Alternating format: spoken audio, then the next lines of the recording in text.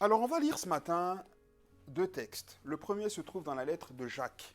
C'est le chapitre 2. On ne va pas lire le chapitre en entier.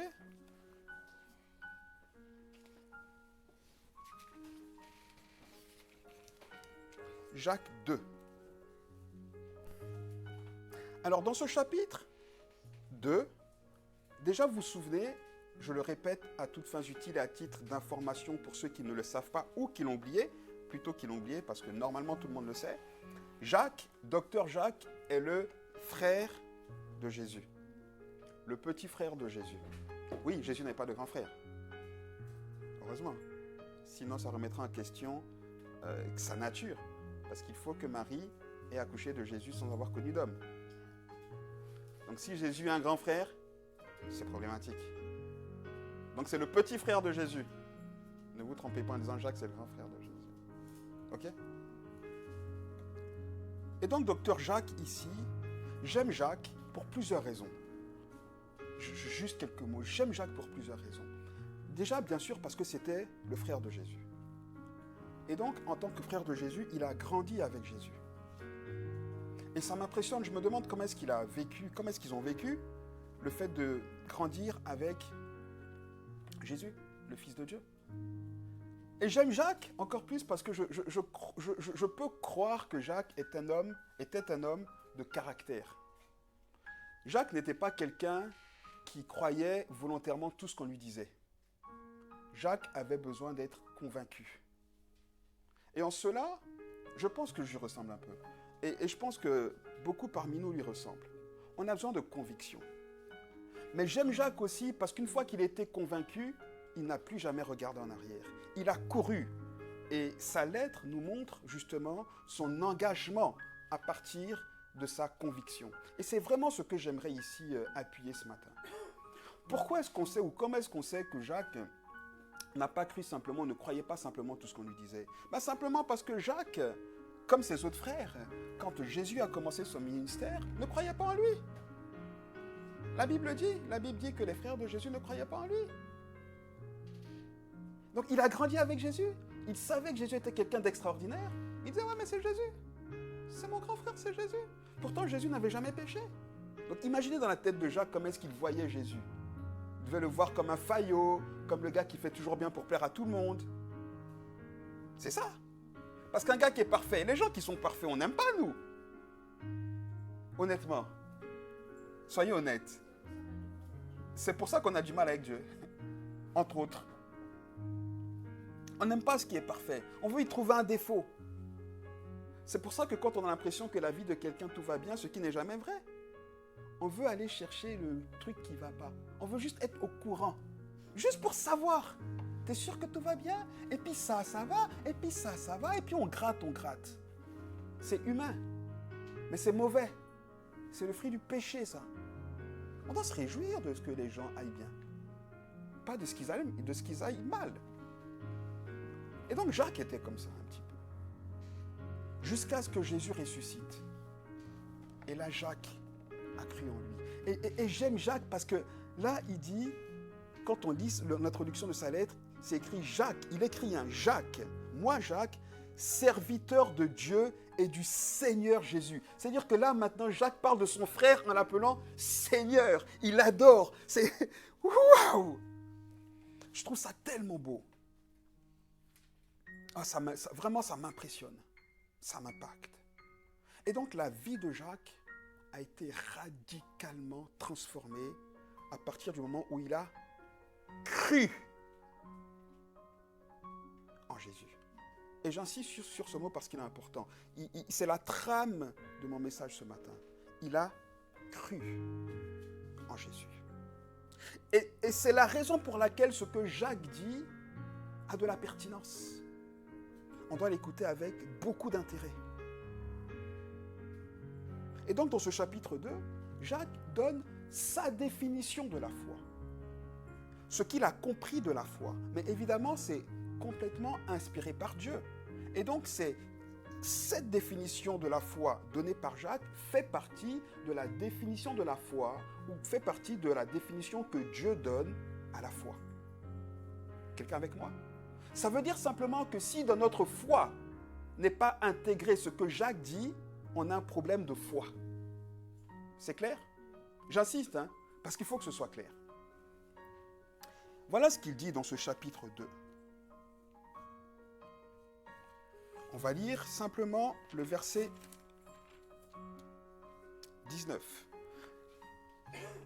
J'espère que tout le monde a déjà lu ce chapitre 2, hein, je ne veux pas revenir dessus, mais en introduction, il dit, voilà, supposez en effet que... Enfin, il dit simplement que la foi, quand on a la foi, on ne fait pas de différence entre les hommes. On aime son prochain, quel qu'il soit, déjà. D'accord? Première chose. Ensuite, deuxième chose qu'il dit, il dit quand on aime son prochain, on le prouve par des actes. Il dit une foi sans actes est vaine. Il dit la foi sans les actes, ce n'est pas la foi. Les actes ne justifient pas la foi. C'est la foi qui justifie les actes. Attention.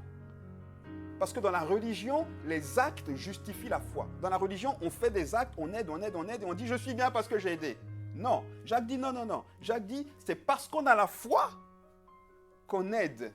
C'est parce qu'on a la foi qu'on le démontre, et pas le contraire. C'est pas parce qu'on démontre qu'on a la foi. Vous êtes avec moi? Donc, nul ne peut dire qu'il a la foi s'il ne le montre pas d'une manière ou d'une autre. Dans sa relation avec les autres et dans sa relation avec Dieu. J'aurais dû commencer par sa relation avec Dieu d'abord. Aujourd'hui, c'est ce qui va nous intéresser. Mais personne ne peut dire, et Jacques le dit, personne ne peut dire j'ai la foi et voir son frère, sa sœur, et qui a faim, et tu dis j'ai la foi, tu sais qu'il a faim, toi tu as un billet de 5 €, tu as un billet de 10 €, écoute, bon appétit, hein, j'ai la foi, alléluia, je m'en vais. Non, la foi, quand on a la foi, Jacques dit que quand on a la foi et qu'on voit que son frère est dans le besoin, si on a le billet de 5 €, on sait qu'il a faim, on dit tiens, pour manger, j'ai la foi, et je le démontre. Amen ou pas? Et au verset 19, il dit, mais pour poser cette pensée, il dit, mais si tu crois que j'ai faux. Et d'ailleurs, quand Jacques parle ici, verset 19, il s'adresse à chacun de nous. Il dit, tu crois, toi tu crois. Il parle à toi, il parle à moi, il parle à personne d'autre. Il dit, toi tu crois. Toi tu crois que si tu ne manifestes pas ta foi, tu as la foi, eh bien moi je te dis que ce n'est pas vrai. Simplement parce que verset 19, tu crois qu'il y a un seul Dieu. Et tu fais bien. Mais les démons le croient aussi. Et ils tremblent. Écoutez, honnêtement, j'ai vraiment réfléchi sur ce passage. Peut-être pas totalement, mais un petit peu quand même. Je sais que je ne suis pas arrivé au bout de ma révélation sur ce passage, sur ce petit verset. Mais ce que je crois lire ici, c'est que Jacques dit, toi qui es religieux,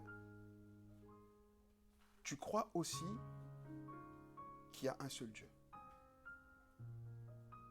Toi qui penses que les actes justifient la foi, ce qui n'est pas la bonne manière d'avoir la foi, tu crois qu'il y a un seul Dieu. Et tu fais bien.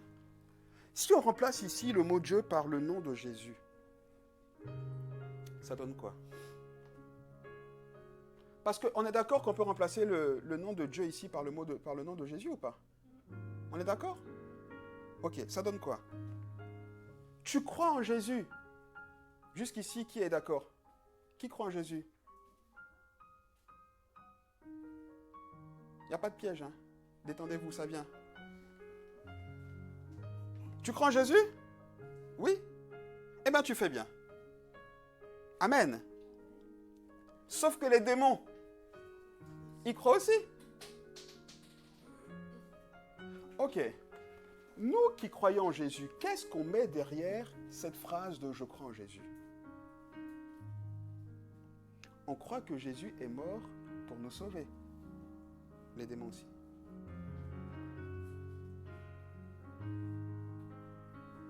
On croit que Jésus est Dieu incarné en homme. Les démons aussi. On croit que Jésus est le Fils de Dieu. Les démons aussi. On croit que Jésus est ressuscité, ce qui nous donne la victoire Ce qui fait de nous ce qu'on est. Les démons aussi.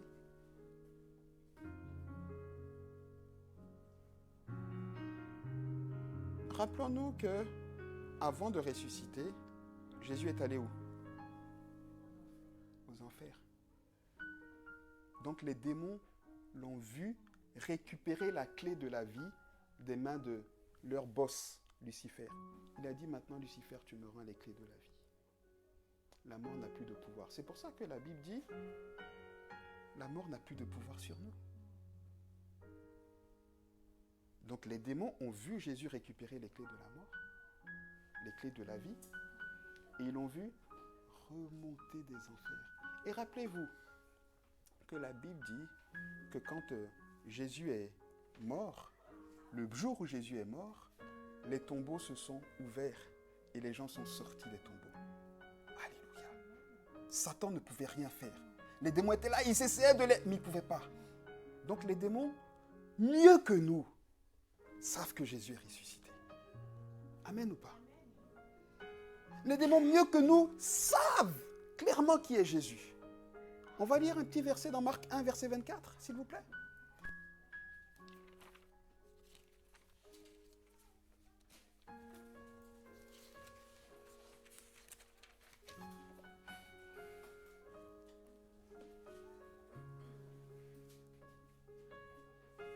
Marc 1, à partir du verset 21.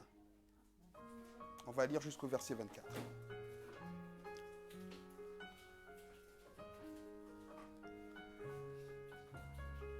Voilà ce que la Bible dit. Ils se rendirent à Capernaum, donc Jésus et ses disciples. Et le jour du sabbat, Jésus entra d'abord dans la synagogue et il enseigna. Ils étaient tous, donc la foule, frappés de sa doctrine, car il enseignait comme ayant autorité et non pas comme les scribes. Il se trouva dans leur synagogue un homme qui avait un esprit impur, un homme qui était possédé par un démon. Et cet homme s'écria, « Qu'y a-t-il entre nous et toi, Jésus de Nazareth? Tu es venu pour nous perdre. Je sais qui tu es. Tu es le Saint de Dieu. » Jésus le menaça, disant, « Tais-toi !» et sors de cet homme. Amen. Voilà pourquoi Jacques dit qu'il tremble. Que les démons savent, mais ils tremblent. Parce qu'ils savent que dès qu'ils sont en présence de Jésus, leur royaume, leur règne est menacé. Donc, en principe, puisque nous sommes porteurs de la vie de qui? En qui Jésus vit? Que je vois. Qui est convaincu que Jésus est en lui? Ok, maintenant quand on dit, c'est ça le problème de la foi. Quand on dit que Jésus est en nous, est-ce que Jésus est à côté de nous pour nous accompagner ou bien il vit en nous? Ou bien est-ce que Jésus nous suit partout et puis de temps en temps il dit, ben là je ne peux pas entrer, vas-y. Je t'attends à la sortie. Il est en nous ou bien c'est ça le problème. Donc déjà ça veut dire que, en principe, quand un démon est dans notre présence, même s'il ne crie pas, il doit se sentir menacé. Parce que la Bible dit que les démons savent qui est Jésus, ils croient en Jésus, mais ils tremblent. Donc la personne qui est possédée, qui est en présence d'un enfant de Dieu, doit être menacée. C'est-à-dire que ta présence, même s'il ne le dit pas, ta présence doit le gêner. Il doit être, non, je ne peux pas rester là, il bouge, il est pas bien. Je parle à quelqu'un ou pas?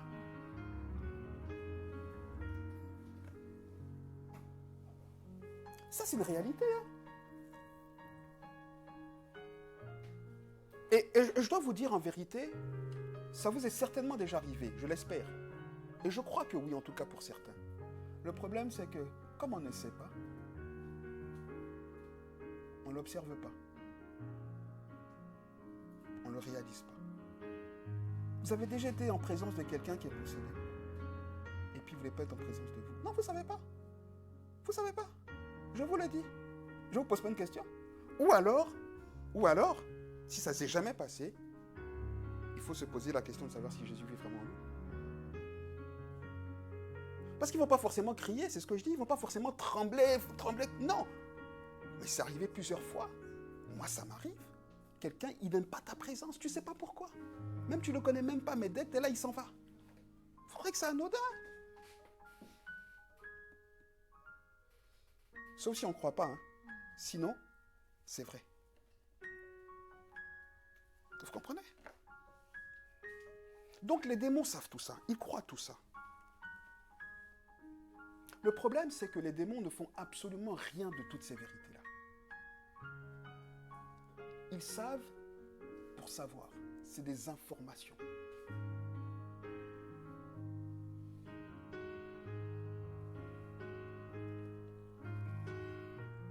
Ma question, ici, maintenant, c'est de savoir qu'est-ce que produit vraiment en nous le fait qu'on sache, le fait qu'on croit en Jésus.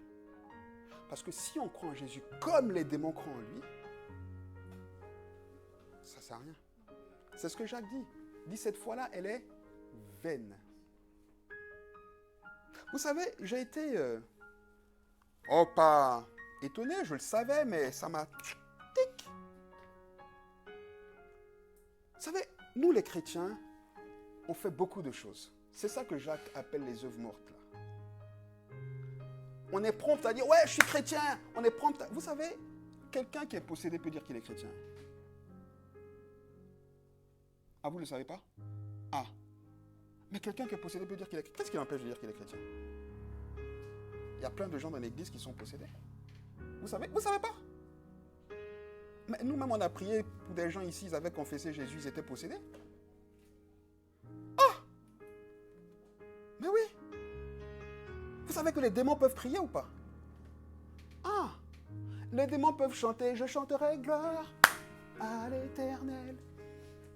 Je chanterai louange à son nom. Je chanterai Dieu, mon essentiel. Il est avec toi à côté, il chante ça, il est possédé. Je dis ça pour que chacun s'analyse. Parce qu'on peut dire toutes ces choses sans avoir cru en Jésus. Puisque les démons peuvent le faire. Et même, laissons les démons. Voilà le bon exemple qui m'a interpellé et dont je vous parlais un instant. Vous savez que les témoins de Jéhovah, ils ont leur doctrine claire. Donc ce n'est pas une critique. Donc on est libre d'en parler. Ils croient ce qu'ils veulent. Mais eux, ils disent qu'ils croient en Jésus. Ok? Donc un témoin de Jéhovah peut chanter « Je chanterai gloire à l'Éternel ». Oui ou non? Mais j'aimerais juste vous lire ce qu'ils disent de Jésus. Ce que leur confession de foi dit de Jésus. Vous êtes avec moi? Vous écoutez attentivement? Je ne l'ai pas inventé, hein. C'est sorti du site officiel de l'Église ou de l'Église du Royaume des témoins de Jéhovah. C'est leur doctrine. Donc si des témoins de Jéhovah entendent ça, ne m'attaquez pas. Je n'ai rien inventé. Voilà ce qu'ils disent. Oui, nous croyons en Jésus. Il est le chemin, la vérité et la vie. Donc ils peuvent chanter comme on a chanté ce matin. Personne ne peut aller vers le Père si ce n'est par lui. Ils écrivent tout ça. Hein. Donc ils citent ici Jean 14, 6. Nous croyons que Jésus est venu, il vient du ciel sur la terre et qu'il a offert sa vie. C'est ce qu'ils disent. Nous croyons que Jésus est venu du ciel sur la terre et qu'il a offert sa vie parfaite en sacrifice pour racheter l'humanité. Nous croyons que grâce à sa mort et à sa résurrection, donc ils croient à la résurrection, il sera possible de vivre éternellement, à condition d'exercer la foi en qui? En lui. C'est ce qu'ils disent, les témoins de Jéhovah, c'est clair. Jusqu'ici, si ça là, on ne sait pas que c'est des témoins de Jéhovah, on dit Amen, hein? Oui ou non? Nous croyons aussi que Jésus est aujourd'hui le roi du royaume céleste de Dieu. Amen ou pas? Ah, là, tout le monde attend parce qu'on sait d'où ça vient là, donc, ok? Royaume qui établira bientôt la paix sur toute la terre. Amen. Ça va venir, Apocalypse le dit. Par contre, disent-ils, c'est écrit, hein? Par contre, Jésus a dit clairement le Père est plus grand que moi. Jésus l'a dit. Jean 14, verset 28. Et il cite la référence, puisqu'il lit quasiment la même Bible que nous, quasiment à quelque chose près. Ainsi, ajoute-t-il, il n'est pas le Dieu Tout-Puissant. C'est pourquoi nous ne lui vouons pas de culte. Ah!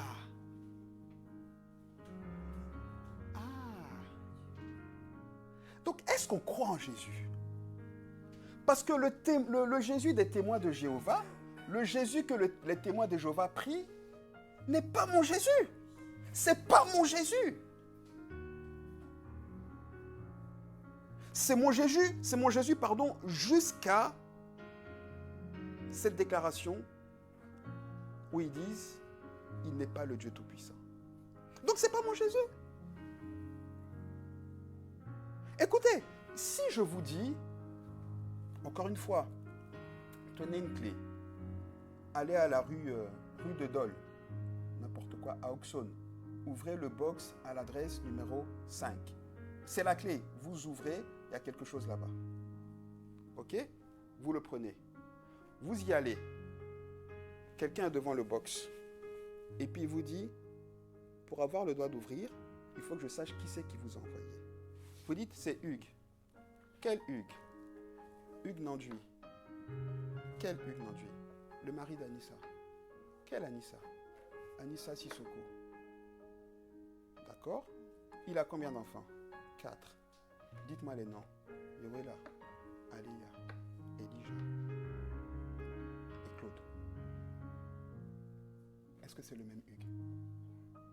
Parce que moi, je n'ai pas d'enfant qui s'appelle Claude.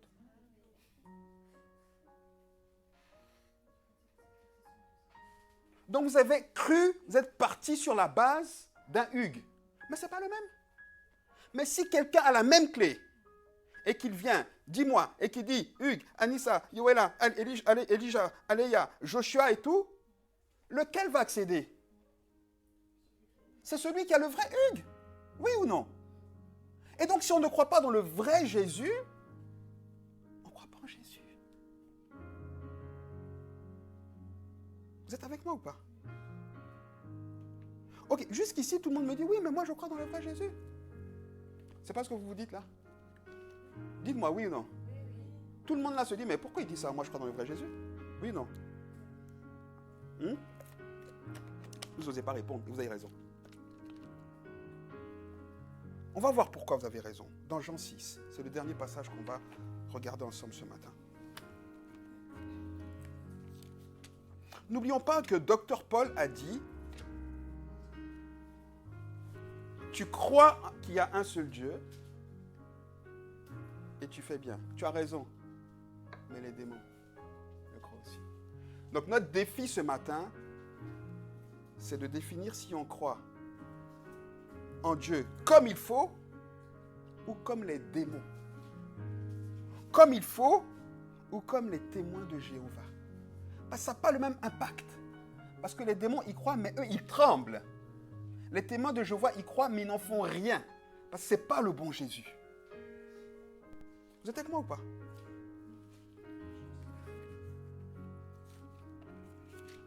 Donc tout le monde doit, là, chacun doit être en train de préparer sa sauce interne là. Est-ce que je suis bon? Je pense que c'est ce qui se passe dans vos cœurs. Et c'est ce qu'il faut.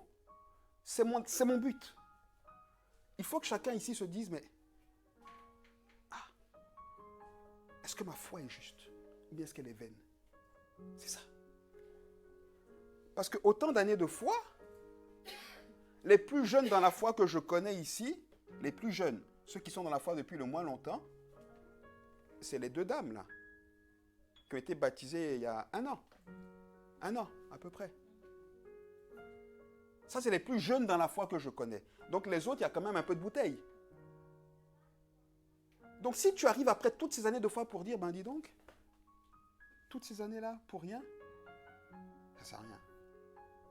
Et c'est ça qu'il faut qu'on évite. Parce que ça apporte du découragement. Ça fait qu'on ne croit plus en Dieu. Mais ce n'est pas la faute à Dieu, c'est parce que nous-mêmes, on n'a pas cru comme il faut. Pour ne pas dire en qui il faut. Amen. Ok, alors là je vous prépare un peu là. Je vous chauffe. Ça va aller? Dans Jean 6, on a l'image des personnes qui croient en Jésus de manière vaine. Et ces personnes, on en retrouve beaucoup dans l'Église. Ici, vous vous rappelez, je vais vous faire rapidement le résumé de ce chapitre. La première partie du chapitre nous relate la multiplication des pains. D'accord? Et la Bible dit que le soir de ce jour merveilleux, les disciples partent de l'autre côté du lac. Et la Bible précise qu'il y avait une seule barque. D'accord? Donc toute la foule qui était là, les 5000 et quelques là, plus, qui étaient là, la Bible dit que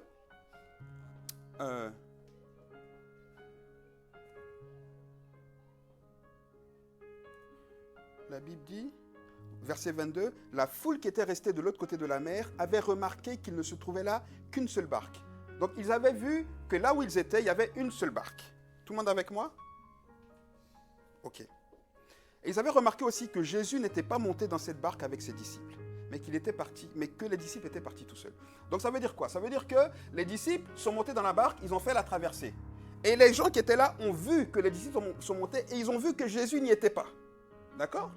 Donc les disciples sont partis, ils ont fait la traversée, ils étaient de l'autre côté. Et le lendemain matin, qu'est-ce qui se passe? Verset 23, le lendemain, comme d'autres barques étaient arrivées de Tibériade près du lieu où ils avaient mangé le pain et après que le Seigneur eut rendu grâce, les gens de la foule ayant vu que ni Jésus ni ses disciples n'étaient là, montèrent eux-mêmes dans ces barques et allèrent à la recherche de Jésus. Verset 25, et l'ayant trouvé au-delà de la mer, ils dirent, mais Rabbi, quand es-tu venu ici? En fait, la question qui se pose, c'est, mais comment t'as fait?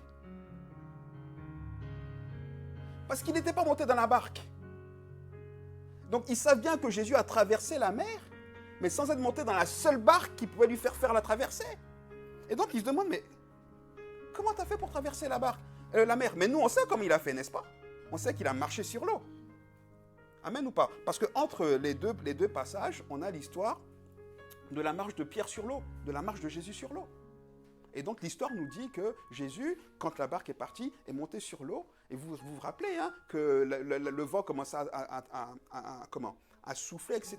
Et que les disciples étaient inquiets, apeurés, et que Jésus est venu et qu'il a parlé à l'eau, etc. Et que Pierre a marché sur l'eau. Okay? Donc nous, on sait comment Jésus est parti. Mais eux, ils ne savent pas, ils n'ont pas vu. Et donc ils savent qu'ici, ils s'imaginent en fait qu'il y a quelque chose de miraculeux qui s'est passé. Parce qu'ils ont déjà vu Jésus faire un miracle. Ok? Alors, cette question-là en elle-même, quand on la remet dans le contexte, vous êtes avec moi, vous me suivez? En principe, ça doit être une bonne question. En principe, pour moi, quand je lis le texte jusqu'ici, je me dis, mais moi, j'aurais fait la même chose. Parce que je vois que Jésus a fait des miracles. Et si on regarde bien, on revient vite, parce que j'avais passé ce petit détail-là, qui n'en est pas un finalement. Quand on regarde, et que... on voit que les disciples voient le miracle que Jésus a fait à la multiplication des pains, verset 14. La Bible dit, ces gens ayant vu le miracle que Jésus avait fait, disaient, celui-ci est vraiment le prophète qui doit venir dans le monde. Donc si vous voulez, ils avaient reconnu en Jésus le prophète, le Messie. On ne sait pas exactement, mais la vérité c'est que c'est ça. Beaucoup dans l'église, on ne sait pas exactement ce qu'ils reconnaissent en Jésus. Ils croient, ils voient, ils croient. Mais ils croient quoi? Vous êtes avec moi ou pas? Ils croient quoi? On ne sait pas exactement. C'est le prophète, c'est le Messie. Donc finalement, cette question est bonne parce qu'ils vont pour chercher, pour comprendre, mais qui il est. Donc ça doit être une bonne question. Mais qui es-tu? Mais comment tu as fait pour venir? On voit que tu fais des miracles finalement, mais dis-nous qui tu es. Et Jésus leur dit, en vérité, je suis au verset 26, en vérité, je vous le dis, vous me cherchez non parce que vous avez vu des miracles, mais parce que vous avez mangé des pains et que vous avez été rassasiés. En vérité, ici, moi, quand je lis cette phrase, je me dis, mais il dit la même chose. Vous me cherchez non parce que vous avez... Non, parce que vous avez vu des miracles, mais parce que vous avez mangé des pains. Mais en fait, le fait qu'ils aient mangé des pains, ça signifie qu'ils ont vu le miracle. En fait, c'est la même chose, non? Vous êtes avec moi? C'est la même chose. Donc, qu'est-ce que Jésus dit? Pour comprendre, il faut aller à la phrase d'après. Il dit, travaillez non pour la nourriture qui périt, mais pour celle qui subsiste pour la vie éternelle et que le Fils de l'homme, verset 27, vous donnera. Car c'est lui que le Père, que Dieu a marqué de son sceau. Donc là, ici, Jésus dit clairement, si vous en doutiez encore, c'est moi le Messie. clairement. En tout cas, c'est ce qu'il veut qu'ils comprennent. D'accord?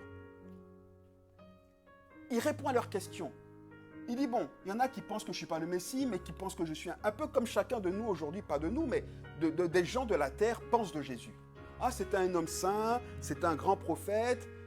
Tout le monde croit que Jésus existait, tout le monde croit quelque chose de Jésus. Oui ou non? Mais tout le monde ne croit pas la même chose. On a vu avec les témoins de Jéhovah. Donc Jésus, pour dissiper les doutes, il dit, voilà, c'est moi. Verset 28, après avoir dit ça, ils disent, mais que devons-nous faire pour faire les œuvres de Dieu?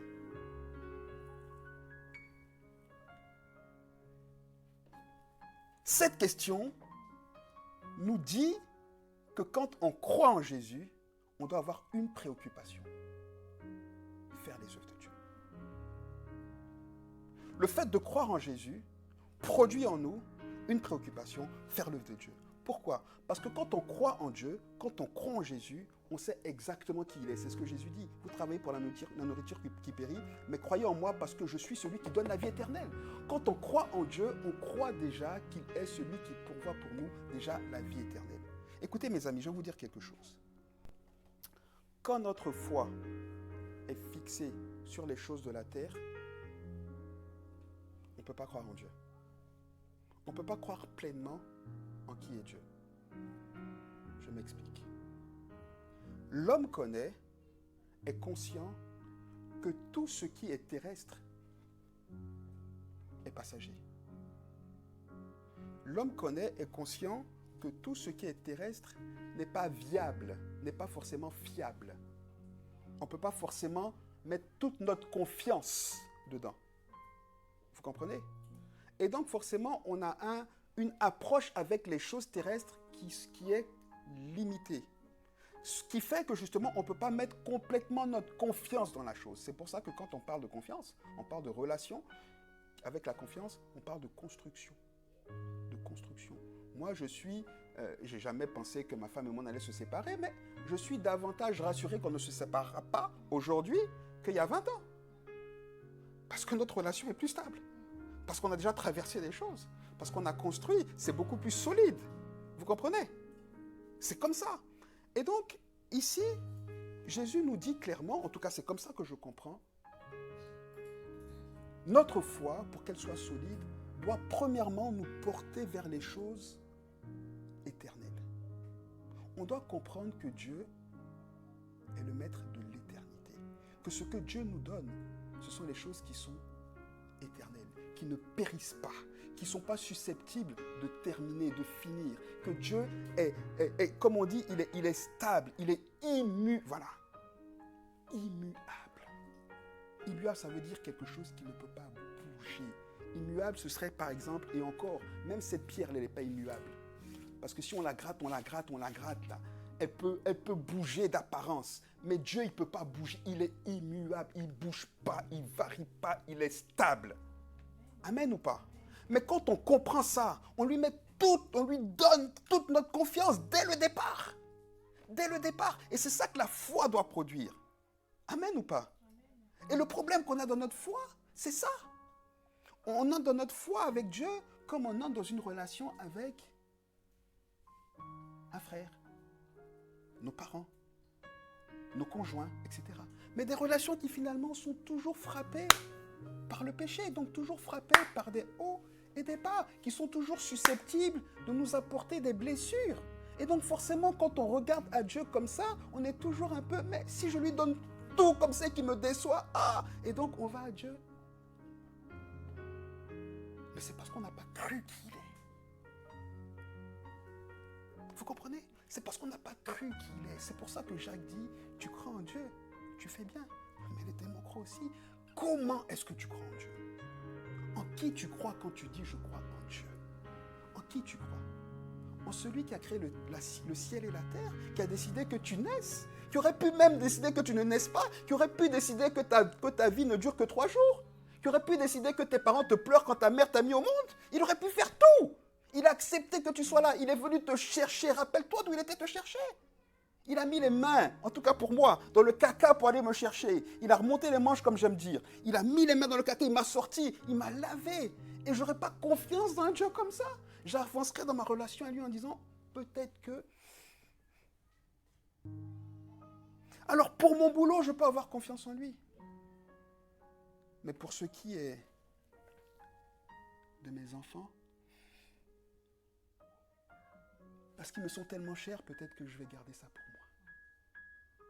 Amen ou pas? Est-ce que quelqu'un est avec moi? Quand on croit en Dieu, on est habité par le désir de faire l'œuvre de Dieu. Et l'œuvre de Dieu, dit Jésus, quand on lui pose la question, mais c'est quoi faire l'œuvre de Dieu? Il répond, il dit, l'œuvre de Dieu, verset 29, c'est que vous croyez en celui que Dieu a envoyé. Voilà l'œuvre de Dieu. L'œuvre de Dieu, c'est pas mettre nos vidéos sur Insta, sur Facebook, sur TikTok, dire TikTok, Jésus, Jésus, Jésus, Jésus partout, Jésus, Jésus, Jésus. Mais quel Jésus? Tu chantes Jésus. Écoutez, les personnes possédées sont dans l'église. Elles chantent nos cantiques. Réveillez-vous. Hein. Les personnes possédées sont dans nos églises. On dit, tenez-vous les mains, priez les uns pour les autres. Et puis vous priez avec des personnes qui sont possédées. Elles prient. Elles prient au nom de Jésus. D'ailleurs, les témoins de Jéhovah, si vous lisez, je ne l'ai pas pris, mais si vous lisez, ils prient au nom de Jésus. Hein. Vous vous rendez compte? Au nom de quel Jésus ils prient? Ce n'est pas notre Jésus. Ils ne mettent pas derrière la même chose. Vous comprenez? Donc, ils peuvent faire ça. Mais ça, ce n'est pas important. Ça, ce n'est pas ça qui fait qu'on croit en Dieu. La différence, c'est qu'on croit que Dieu est l'auteur de notre salut.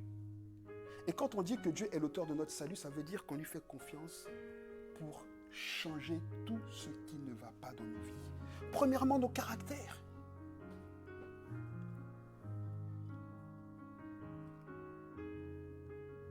Combien de fois je parle avec des gens, je mets le doigt sur quelque chose de leur caractère qui ne va pas. Ils entendent, mais ils justifient toujours par le fait que c'est les autres qui font qu'ils sont comme ça. Mais regarde la paille qui est la poudre qui est dans ton œil plutôt que là. C'est ça là, c'est ça. C'est ça, croire en Dieu. Croire en Dieu, c'est de dire, Seigneur, ok. Je reconnais que quand tu étais me chercher, j'étais tellement imparfait. Je veux que tu me rendes parfait. Je veux que tu me rendes comme toi. Ça, tu penses que ça ne va pas? Ok, mais je te fais confiance. Parce qu'on est dans le doute. Est-ce que je pourrais vivre autrement? Est-ce que je pourrais faire autrement? Non, tiens, Seigneur. Seigneur, ben, qu'est-ce que tu penses? Mais ouvrons-lui notre vie, tous les aspects. C'est ça. Et obéir, croire et obéir. Les deux mots vont toujours ensemble. Croire en Dieu, c'est lui obéir. C'est ça la différence de notre foi et la foi des démons et des autres. Parce qu'ils n'obéissent pas à Dieu. Ils ne font rien. Ils lui obéissent sous la contrainte. C'est pas une obéissance volontaire. Le démon, pour obéir à Dieu, il faut qu'il le menace. Hé, sors! Oui ou non? Alors que nous, non, on doit se dépouiller. Seigneur, qu'est-ce que tu veux que je te donne? Vous savez pourquoi j'insiste aujourd'hui sur cette parole? Parce que j'ai déjà dit plus d'une fois ici qu'on aime Dieu. Et les gens là, ici, là, ils aimaient Dieu. Il n'y a pas de problème. Ils voulaient connaître Jésus. Ils n'ont pas été indifférents à ce que Jésus a fait. Jésus les a impactés. Ils avaient le désir de suivre Jésus. Donc on aime Dieu. Mais on ne croit pas en lui. C'est pour ça que les choses dans nos vies ne bougent pas. On ne croit pas en lui. Parce que quand on aime, on fait des actes. On pose des actes. Si ma femme me dit je t'aime, mais ça ne me plaît pas que je ne change pas, je ne peux pas lui dire que je l'aime. Parce qu'elle dit, mais tu m'aimes, mais tu me prends comme ça. Mais ça ne peut pas marcher parce qu'elle n'aime pas. Donc je la contrains à m'aimer avec ce que je suis. Mais ce n'est pas de l'amour. C'est un amour sous contrainte. Vous êtes avec moi ou pas? Je ne sais pas si je me fais comprendre. Oui ou non? Le problème, c'est qu'on aime Dieu, mais on ne lui obéit pas. On ne veut pas lui obéir. On ne veut pas se soumettre à lui. On ne veut pas faire l'œuvre de Dieu. Simplement aussi parce qu'on ne croit pas qu'il est éternel et qu'il est digne de confiance.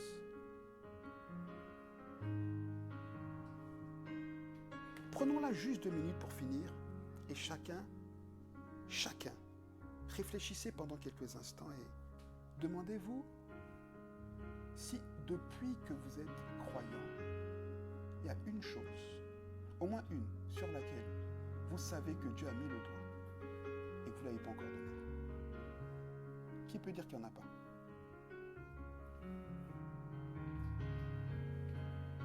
Personne n'a ça? Il y a tous une chose sur laquelle Dieu a dit ça là. Il faut régler. Ou alors ça là, fais-moi confiance, donne-moi. Tous. Quoi que ce soit. Un trait de caractère, un comportement, une attente, un désir, peu importe, peu importe, peu importe. On a tous quelque chose dont Dieu nous a dit, pour ça, fais-moi confiance, donne. Mais la main de Dieu est encore là. Et vous verrez que le reste de notre vie, parfois, n'avance pas. Parce qu'on n'a pas encore donné ça. Vous êtes avec moi ou pas? Pourquoi Abraham est le père de la foi? Pourquoi Abraham est devenu le père de la foi? Abraham a lutté 25 ans avec Dieu. Quand Dieu lui a donné Ismaël, il a dit c'est bon, j'ai plus besoin de... C'est bon. Dieu dit, fais-moi confiance. Il dit c'est bon. Fais-moi confiance. Il dit c'est bon. Jusqu'à ce qu'il accepte de donner. Abraham a eu Isaac à 100 ans. Vous comprenez ce que j'essaie de dire?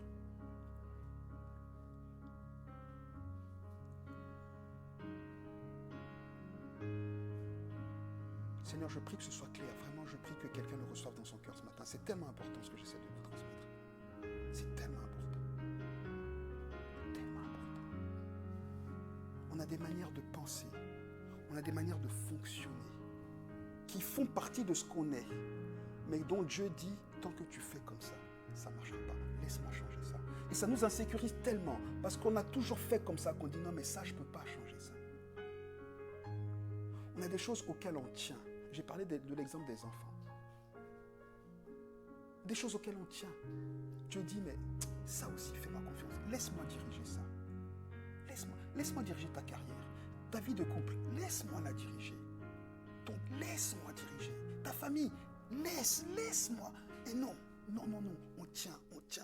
Des fois, on donne, on reprend. Des fois, on pose dès que Dieu veut faire. Mais on reprend. Il ouvre. Il tire, on tire.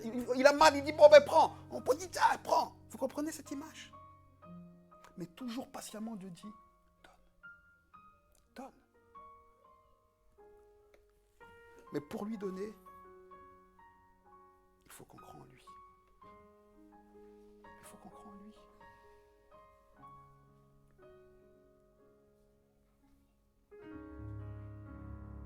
Quelqu'un peut-être se dit, je ne sais pas comment faire, parce que je ne vois pas trop. On dit parfois, il y a des gens dont on dit, j'ai encore 2 minutes, je vais finir ici. Parfois, il y a des gens, moi je leur dis, et c'est vrai, je leur dis, tu sais, ta foi, elle est trop intellectuelle.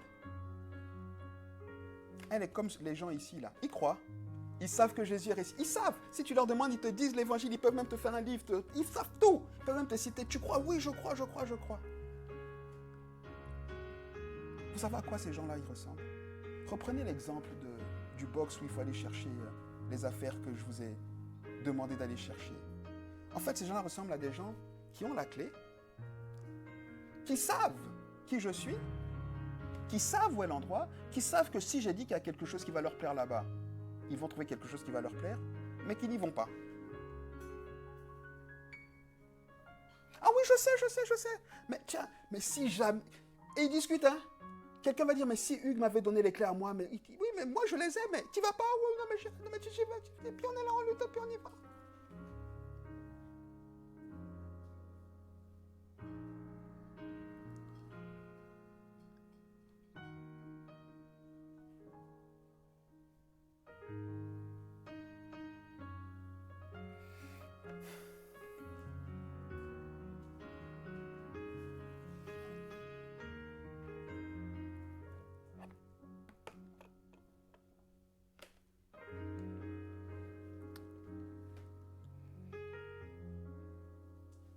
Là, je prie, je suis en train de prier que le Seigneur vraiment rejoigne un cœur. Parce que je sais que j'ai fait au mieux que je pouvais, mais je sais que j'ai besoin que le Saint-Esprit aille maintenant dans un cœur pour éclairer toutes ces paroles. Et ça, moi, je ne peux pas le faire. Il n'y a que le Saint-Esprit qui soit capable de le faire. Qu'il aille pour donner du sens à cette parole dans le cœur de quelqu'un. Qu'il aille pour mettre le doigt sur quelque chose. Et quand Dieu éclaire quelque chose, quand il met le doigt sur quelque chose, c'est toujours pour le positif dans nos vies. Toujours. Et je prie de tout mon cœur que quelqu'un reçoive cette parole ce matin. Je prie de tout mon cœur que le Seigneur en donne la révélation dans le cœur de quelqu'un ce matin. Je prie au nom de Jésus.